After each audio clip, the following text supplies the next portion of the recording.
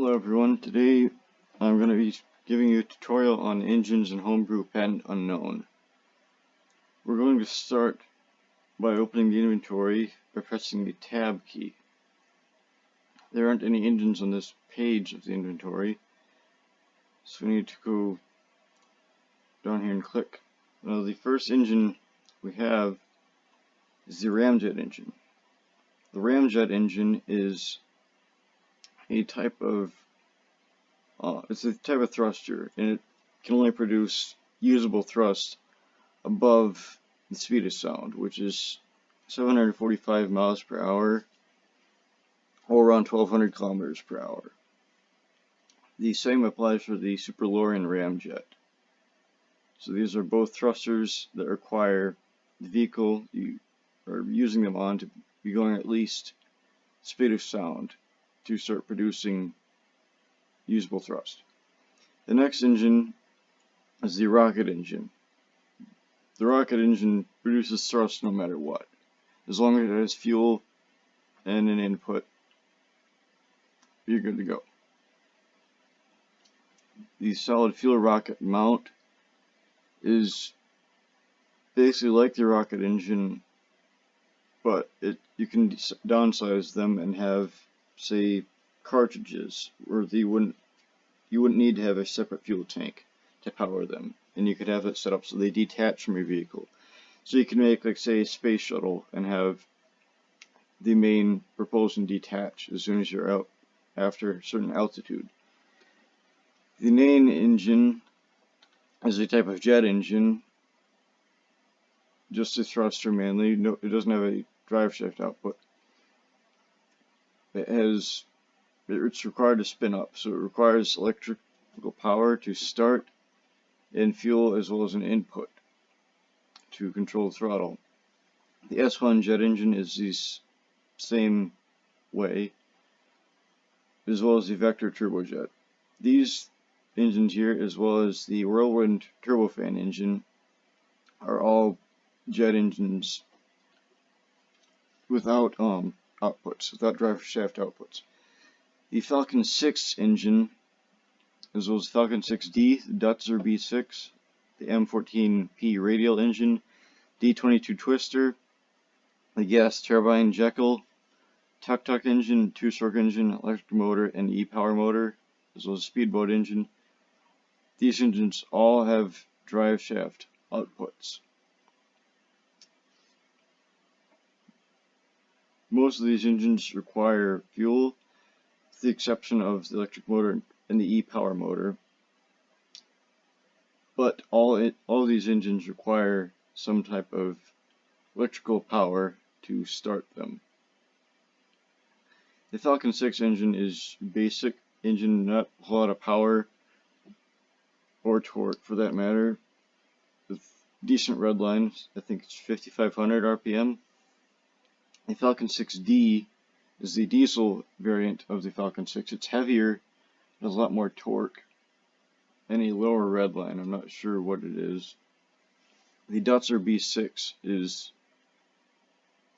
considered in my opinion, the performance engine of the gas engines in Homebrew. It's fairly small, has a decent amount of power, a decent red line, as well as somewhat decent torque. The M14P radial engine is an airplane engine, produces, I'm not sure how much torque, quite a bit, I would imagine, quite a bit of power as well, but not a very high red line.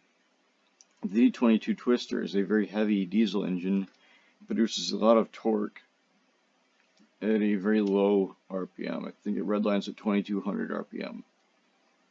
The gas turbine Jekyll is a turbine engine, could be used for power generation or some other impractical uses. Power generation isn't impractical, but you could put it in a car and use it to power the wheels directly for tons and tons of torque. But the gas turbine Jekyll is one of the biggest engines in the game currently. The tuk-tuk engine is from those little three-wheeled go-kart things. If you ever played Far Cry 4, I think they have those in it. The tuk-tuk engine's very low power output, very low RPM range. It's not a very good engine in my opinion. The two-stroke engine has a higher output than the tuk-tuk engine. It's just a standard two-stroke lawnmower engine. Not a very high output, not a very high red line. Not a whole lot of power, but it's fairly lightweight. The electric motor is very low power output, somewhat high RPM red line. Just requires power and an input. The e-power motor has a very high power output, as well as very high red line. I think it's 10,000 RPM. All it requires is power and an input. Not most of the engines don't require the power and input. They require an activate input as well. Speedboat engine, I believe has similar power outputs to the Falcon 6, but it's just packaged better with a little propeller hub attached to it to start with. We're going to start demonstrating these engines with the Falcon 6. So we're going to make a little basic car. It's powered by the Falcon 6. We're going to be using adjustable pipes for this car frame. It's not going to be super complex. It's very simple. And you use the right mouse button. You hold it down to move the camera around like this. Now on the top left of your keyboard, you press the 1, and you can click on these parts you've spawned. To spawn the parts after selecting them in the inventory, you press E. You press tab to open the inventory, click on the part, open it, and you press E on your keyboard to spawn that part in. We're going to hold shift after selecting one of these faces on these adjustable pipes. We're going to hold shift. But what that does, holding shift, is it duplicates the piece that you just attached. Without holding shift, I'm just going to click there. I'm not holding shift. I'm going to click. It uses that part without duplicating it. So to do things quicker, we're going to hold shift down and click to attach these pieces.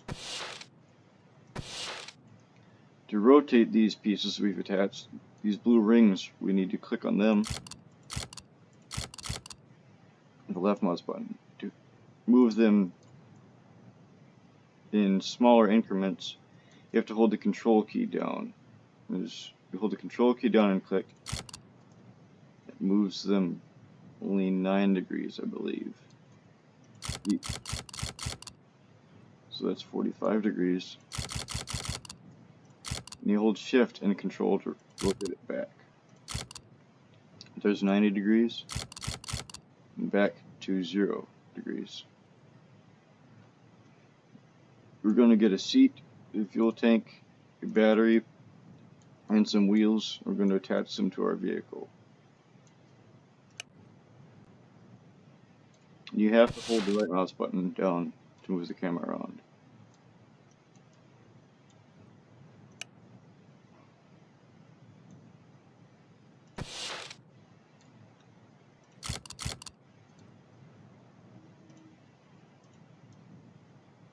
Take our fuel tank.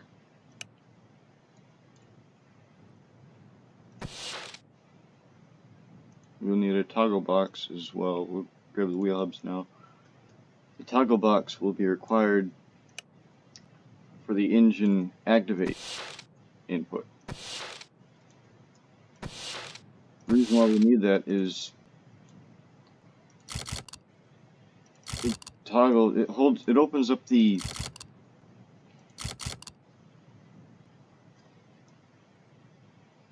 if you hold down the activate input on your seat, that'll keep the engine running, but as soon as you release that input, it will shut the engine off. So the toggle box, what it does is it keeps the output set to 1 so the engine stays running. You'll see.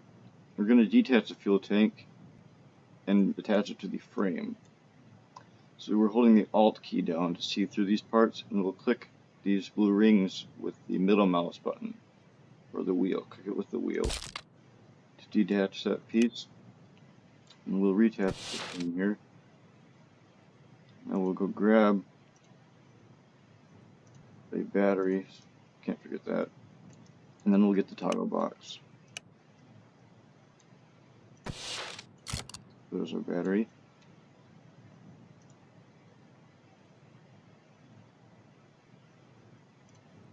There's a toggle box.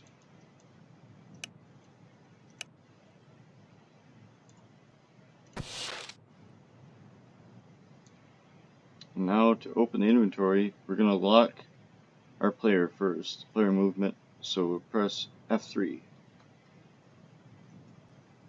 So now we can't move around with the W, S, A, and D keys, so we'll press F2 now. And now we'll reposition everything in here.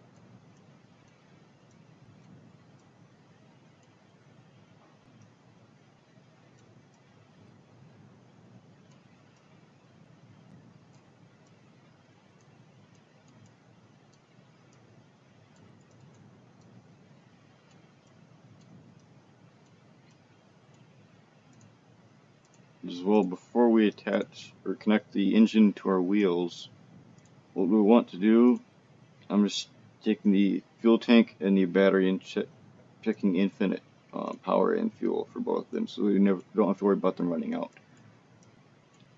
But what we need to worry about is gearing. The way it's set up, our wheels will be spinning at 7,000 RPMs when our engine is Renault 5500. That's the Duster I was thinking of. This is a Falcon. We need to have a transmission in here. So we'll press F3 again, open inventory, select the small car transmission. It's a 6-speed transmission with a reverse gear, technically 7 gears. It's the smallest transmission you can use with multiple gears. The single gearbox, what it does is you can use it to either reduce the RPM output, increase the RPM output, invert the RPM output, and that's about it. The way it works is you can use it, you can have an RPM input, say 5,000 RPMs, and you can set the single gearbox to use a chain, so the output will be 5,000 RPM. You can deselect that use chain, and it'll be minus 5,000 RPM, so it'll be spinning in the opposite direction. Or another thing you can use it for is the reduction or increasing of RPM output. The way that works is taking a big gear and a small gear and meshing them together. It's not illustrated, but it's in there. The car transmission is a 13-speed transmission. It's more of a truck transmission for like a semi. It's 13 forward gears and 1 reverse. But we're going to be using the small car transmission because it's simpler. So we'll attach it to the back of our fuel tank. You're never going to see this in real life. So there that is.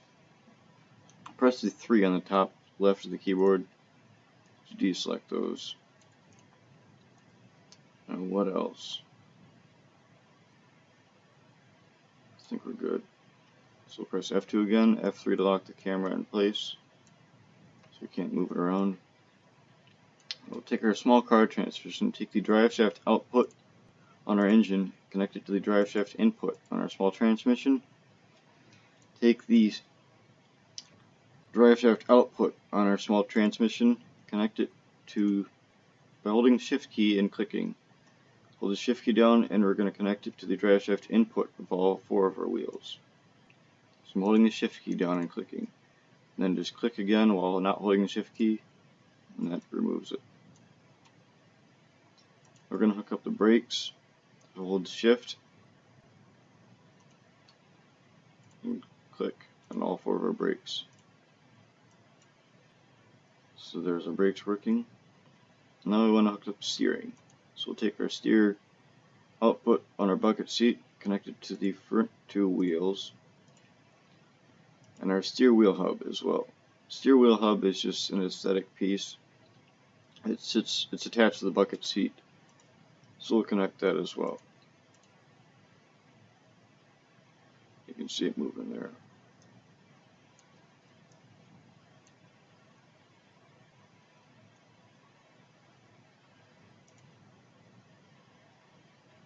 There.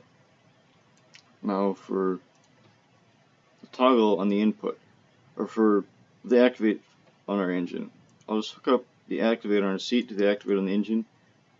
Press hold it, see the engine start. But as soon as I let go of this, see, engine shuts off. The activator on the engine requires a 1 constant, a 1 input constantly. So we use the toggle box, take the activate output on our seat, connect to the toggle box, we press X again. Not hold it down. And then we run it. Hit it again. And it shuts off. And you do that for every engine in the game, I believe. Or unless you hook up throttle to throttle as well as activate, then the engine will be activated whenever you're on throttle. But that wouldn't really be necessary. So we're going to take the final things. We need to hook up the throttle as well as gear controls for the transmission. We have brakes, steering. So our throttle, hook that up to the throttle on our engine. So that, and we'll take the gear up input or output on our seat, connect to the gear up input on our small transmission, and connect the gear down output on our bucket seat, connect to the gear down input on our transmission. So the transmission is in gear 1 right now, as you can see. There's gear 2, 3, 4, 5, and 6.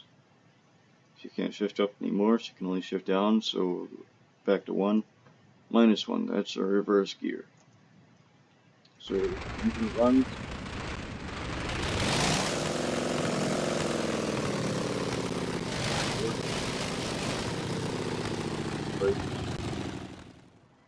So we'll go out of the builder and test this now.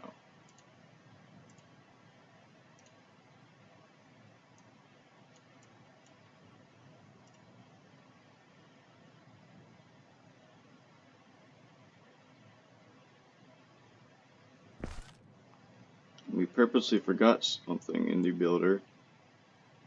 That's another demonstration thing.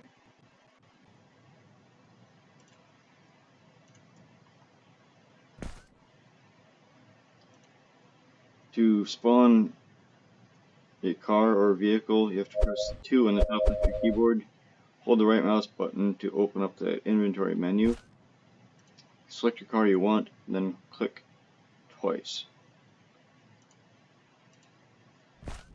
There's our car that we just built and spawned in. It's very rear end heavy, as you can see. Front end's up almost off the ground. But it'll be fine.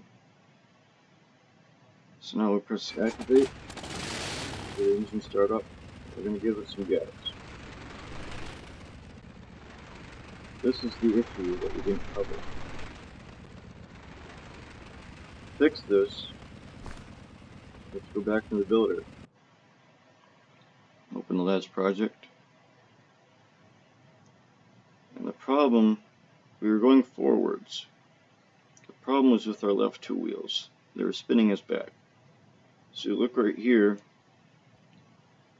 the arrow isn't pointing the right direction. To fix this, we need to press the 3 on top left of our keyboard, click on these 2 wheels, hold shift, then click on them both, and this little area up here. And you select is left wheel, and that fixes that there. So now they're all pointing the same direction. So now we can save and exit.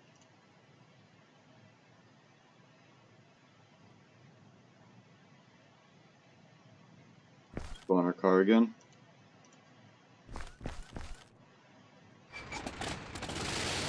Start it up and hit the spin.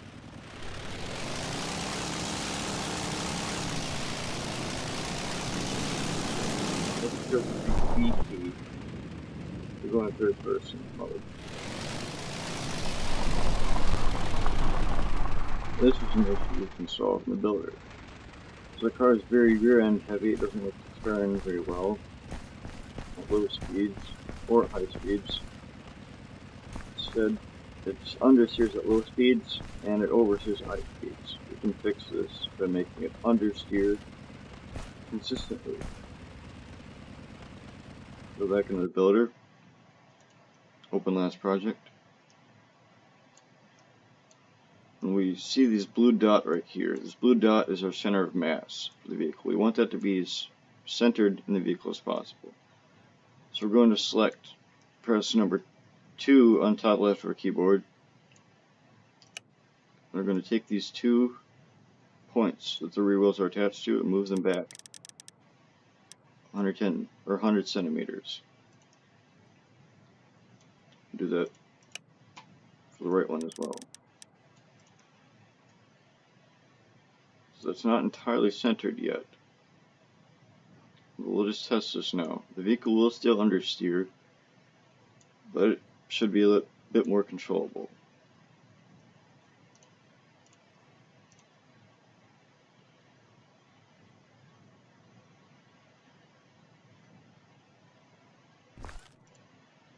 Respawn our car.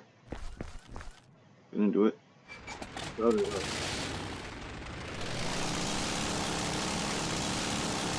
The vehicle handles much better at slow speed, but it still spins out at high speeds. Not to worry, we can fix this as well. The rear wheels, all 4 wheels have the same amount of friction sideways as well as forwards. We need to increase the sideways friction of our rear wheels so that they have more grip. They won't want to slide around as much. So the front wheels will be more dragging them around. So we'll go back into the builder and fix this. So press number 3 on top left of our keyboard. Hold shift and select both of our rear wheels. And right here, the sideways friction tab, increase this to 4.5. And then can test this again, can exit, save and exit.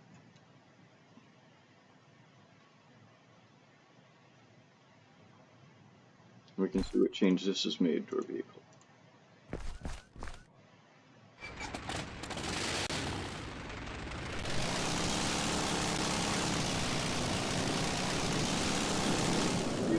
Spin out.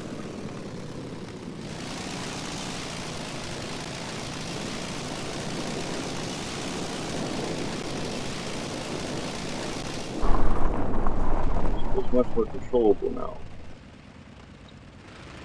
And the problem now we have is vehicle steering. Not what we want to do is to increase control at higher speeds.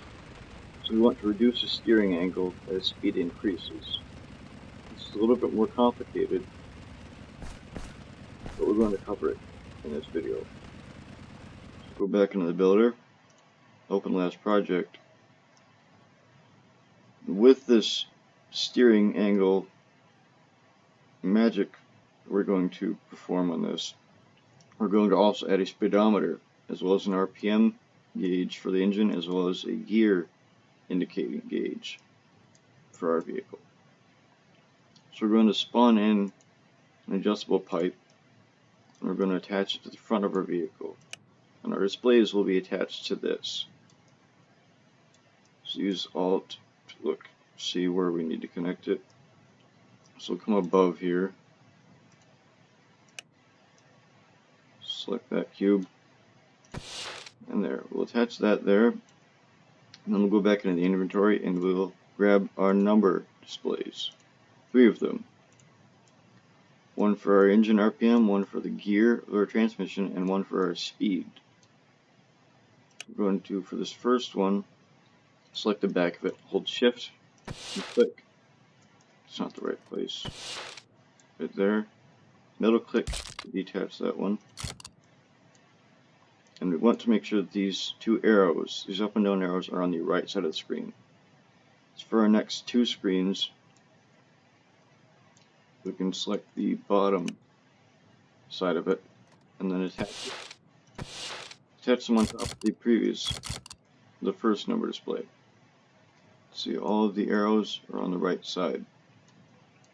So we'll press 2 on the top left of our keyboard. Take this, because this will be in our view when we're driving, and we'll move this forward 50 centimeters, and we'll move it down 50 centimeters, or no, maybe 60, yeah. Move it forward 50 centimeters and down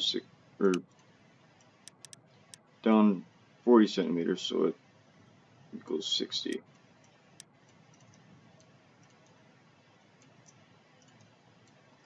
So now what we need to do for the steering angle magic is we need to get ourselves a modify box,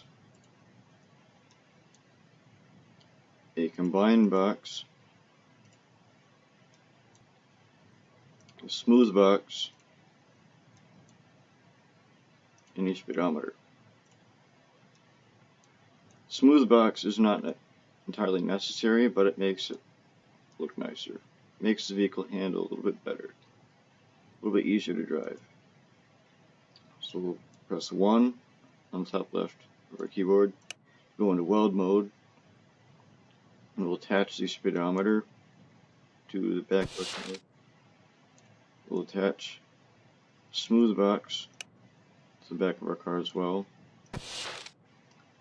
Attach the modify and combine boxes as well. The reason why we need the combine box is we will be combining two inputs for the steering. So we'll clean up here by pressing F4. Not Alt and F4, that's a mistake you occasionally make. We'll press F3 now to lock the camera in place. We'll press F2 to go back into the tuner. And we will take parts and reorganize them. All of our parts over here. Our speedometer, I'm going to change it to miles per hour just because I'm American. Our speedometer has four outputs. The main one is the general speed, that speed in every direction you're going. It's all of them combined as one. Sideways speed, you can't see the rest of the tag, the rest of the name. It's the sideways speed of your vehicle. Vertical is up and down. Forward is self-explanatory. The speedometer has arrows on it. As you can see down here, there are arrows on it that point in a direction. We're not going to worry about those right now. But what those arrows do is those determine the direction for the outputs on your vehicle. Or it determines the forward direction as well as sideways speed directions. So we're going to take our number displays, reorganize them as well. There's our top one, middle one, bottom one. What we need to do with the combine box is change the behavior type to multiply. Take our modify box, set it to invert, and set the offset to 1 or 2, just for demonstration purposes. Set the minimum to say 0.1. Leave the max as 1. Set the coefficient to 0.05 so that changes back to 1. So if we are going 20 miles an hour, our steering angle will be reduced. 20 times 0.05, it's 5% of 20. You get the math. So we're going 100 miles an hour. Our steering angle will be 0.1%, or not 0.1%, it'll be 10% of the max angle. So we'll take the output of our modify box, hook it up to one of the inputs on our combine box, take our smooth box. What the smooth box does is it smooths the output. It takes an input of a hard input of -1, 0, or 1 and smooths the change. So we'll hook this up directly to our steer output on our bucket seat. Make sure the camera is locked and watch the output, the bottom bar on the smooth box.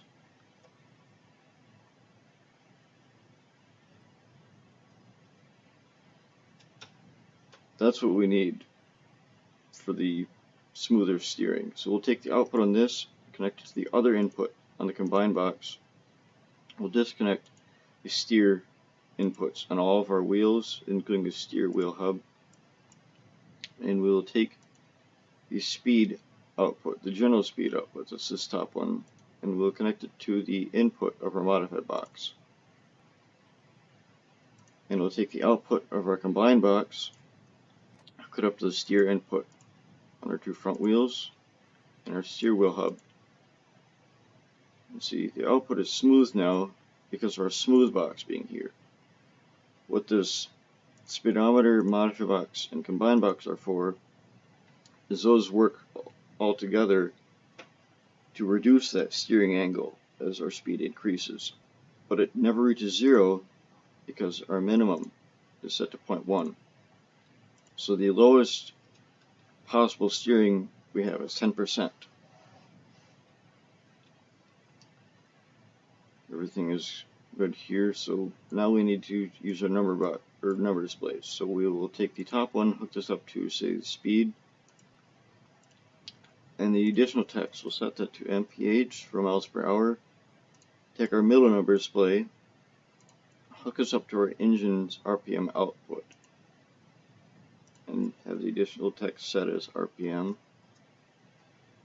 And take our third number display, and we'll hook it up to our gear, our current gear output on our transmission, so we can tell what gear we're using. We'll change the additional text to gear. You can go out, press F3 to get it closer, press F3 again, start our engine. You can see the output displayed for the RPM.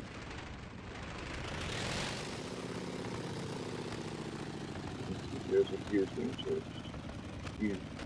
Left shift is it to go up a gear, and left control is to go down a gear. So everything is good here. We're going to now exit the builder again, save the project.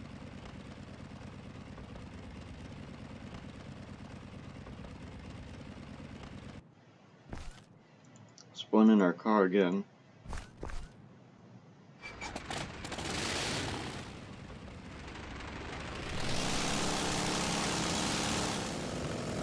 You can see the steering input. The steer is now reduced as RPM increases. So slow down. So 20 miles per hour. So that's 10% the input. So we can change that.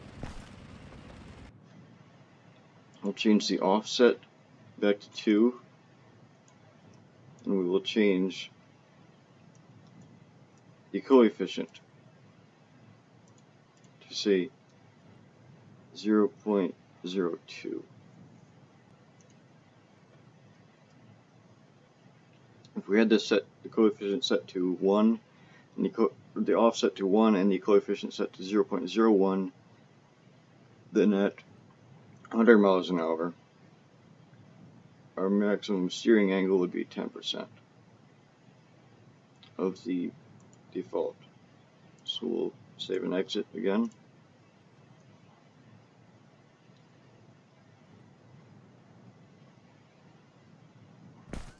Respawn our car.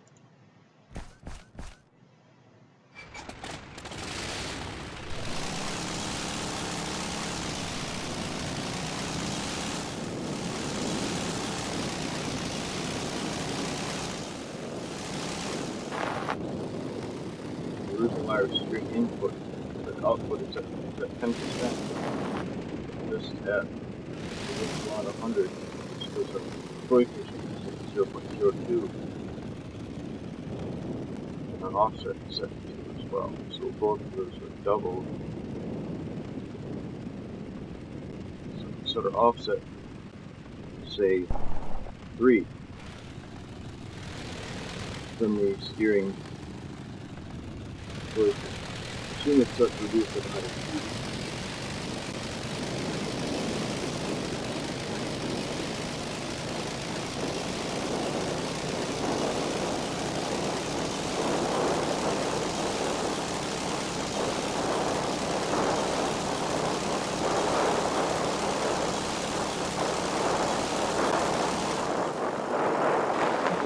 Miles an hour.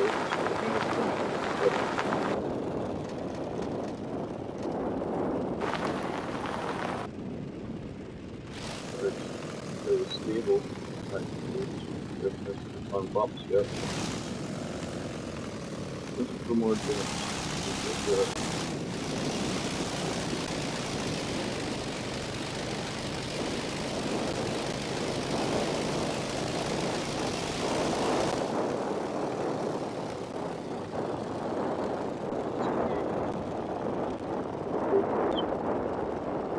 SCP. Choose different cameras. This system here follows a lot.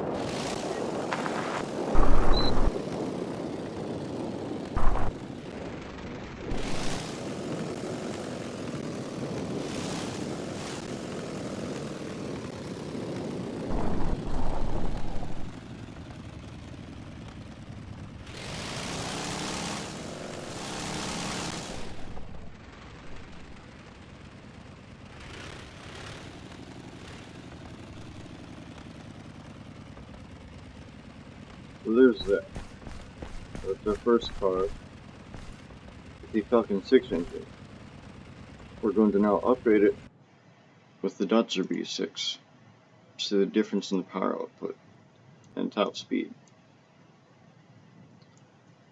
And we'll need to reconnect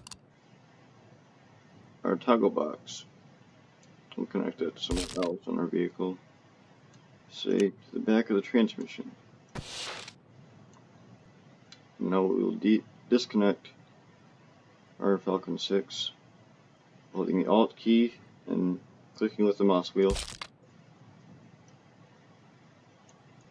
Okay, it's stuck in there. Holding the Alt key is not required, it just makes it easier if the part you need to detach is inside of your vehicle. So we'll now spawn in the Dutzer B6. It's one of my favorites personally. So come into here, right there.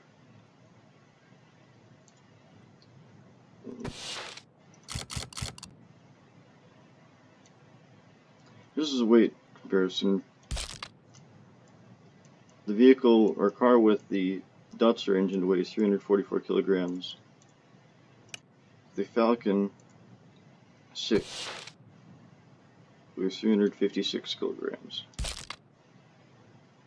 And our car only went 213 miles per hour with the Falcon 6, mainly because of the red line of the engine. If it was a higher red line, we would have seen higher speeds. So we have our Dutzer B6 there. Go into the tuner, bring it up over here, connect our fuel, and our power, connect our activate. This will reconnect the toggle input on a toggle box. There it works. Connect our throttle, connect our drive shaft output, and our RPM output. The clutch input on most engines is optional, but the engines, you have to check this box and you have to have a separate key set up to activate the clutch. You can use the handbrake, but I don't know why you would. It's a clutch. Handbrake is different from a clutch.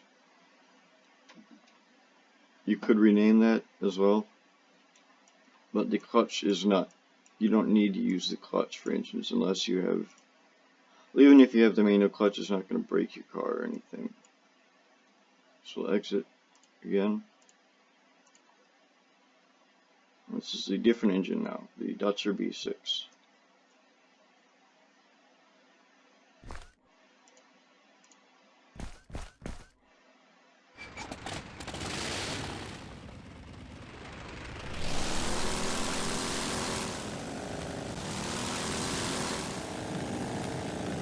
Falcon 6, the car in first gear peaked at around 49 miles per hour.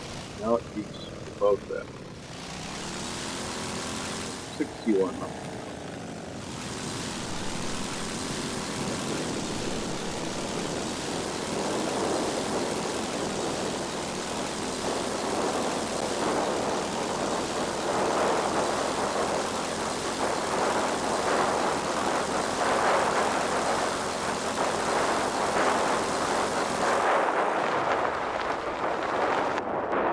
Engines are great, now reach a much higher top speed.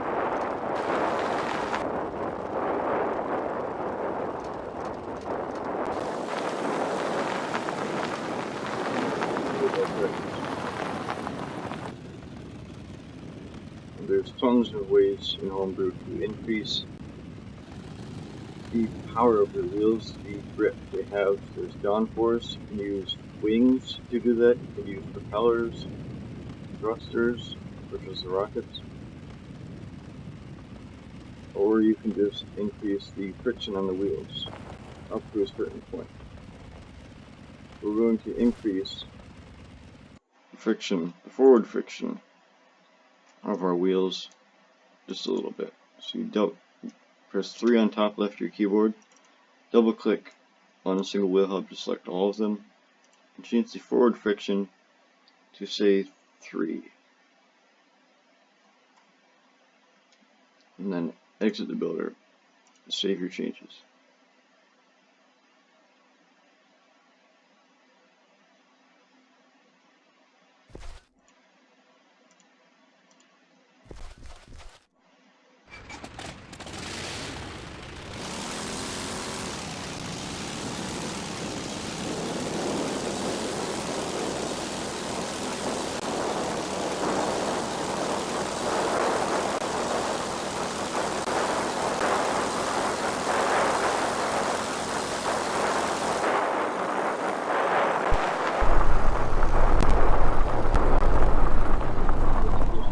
Better. That was an improvement. We'll do that up. It's a little squirrely again.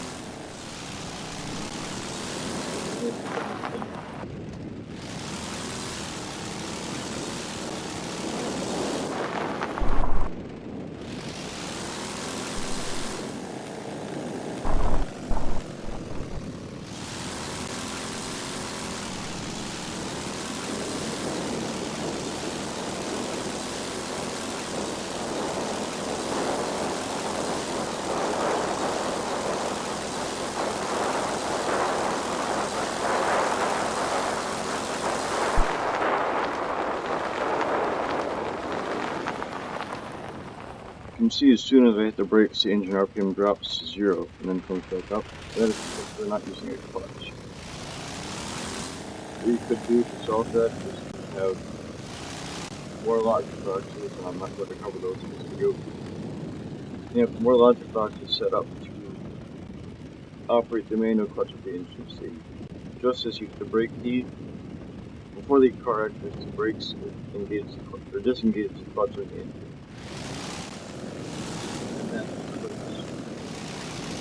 Put that over just in time. Sure, it makes it look pretty by keeping your engine running, but it's not necessary. And that only happens if you're just on the throttle. So you'll drive around, let off the throttle, and hit the brakes. So that it drops a little bit.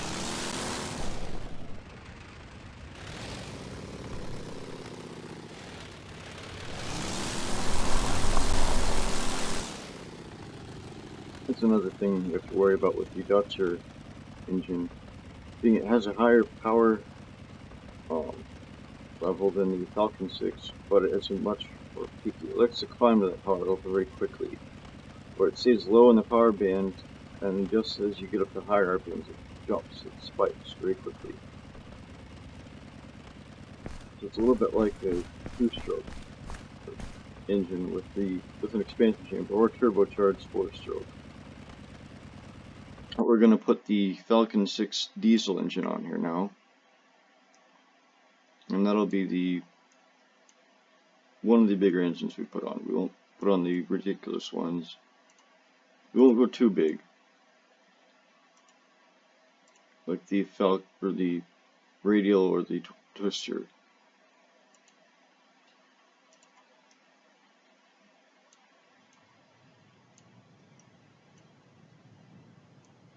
So we'll detach our Dutzer. The car weighed 344 kilograms and accelerated up to 271 miles per hour with that engine on it. The reason why this engine won't get us up to there is because we haven't done anything with the gearing. We haven't changed any of the gearing.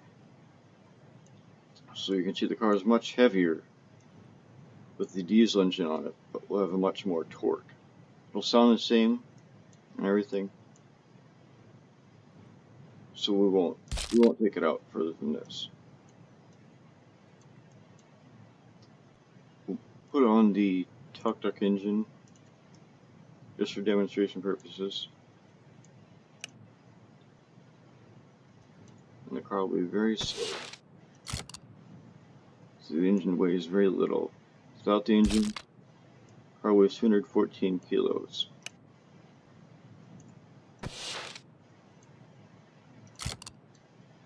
So go back to the tuner, connect our tuk-tuk engine.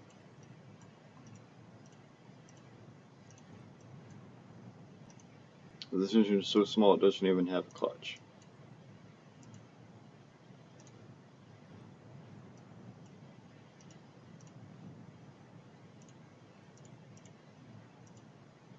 Lock the camera. Let's start up very slowly. And give it full throttle.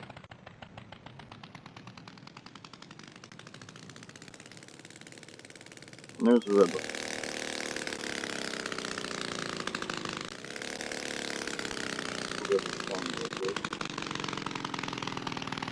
The lights of the building.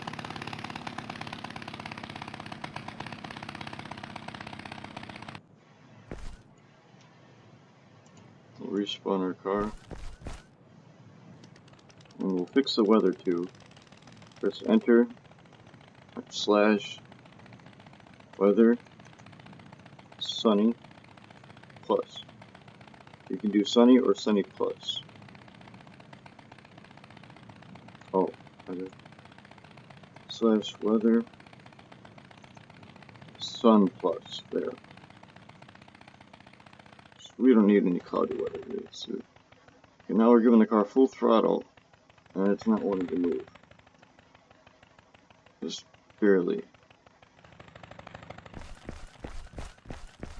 So we'll give it a little bit of a push to get into it.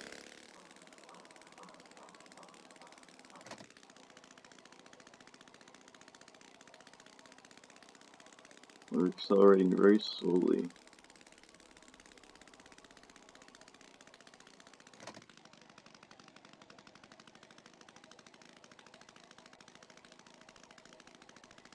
This engine is one of the least powerful ones.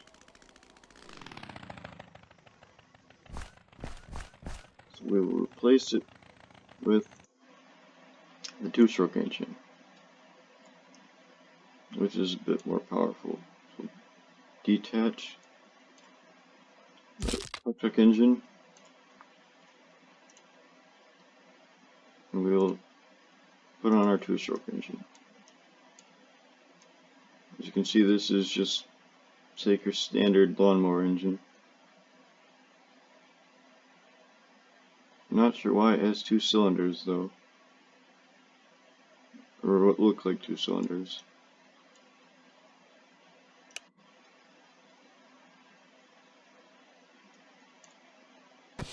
Put it on there. I believe it has the same sound as the tuk-tuk engine. So your car is less heavier, it's a little bit lighter with this engine than with the tuk-tuk engine. So go into the tuner.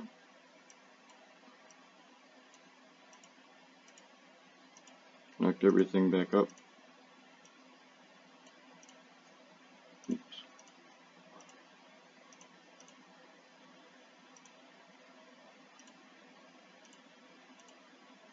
And we'll give it a go. Lock the camera. So we'll start the engine.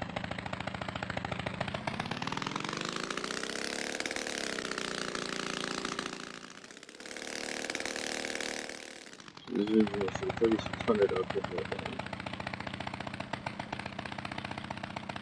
Save and exit.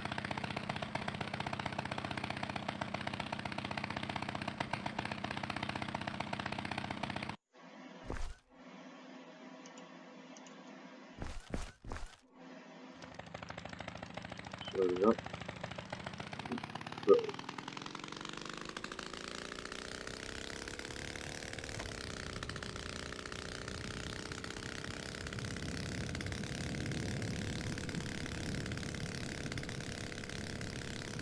The cars are very fast with this engine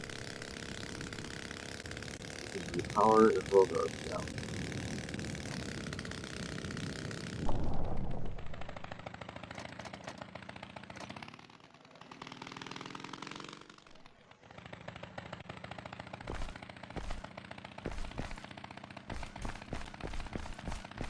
Alright, well those are some of the basic engines.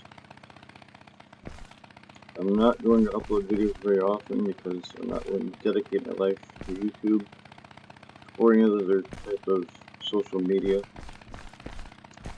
But you can find everything else for help on Discord. And the Discord community for Homebrew.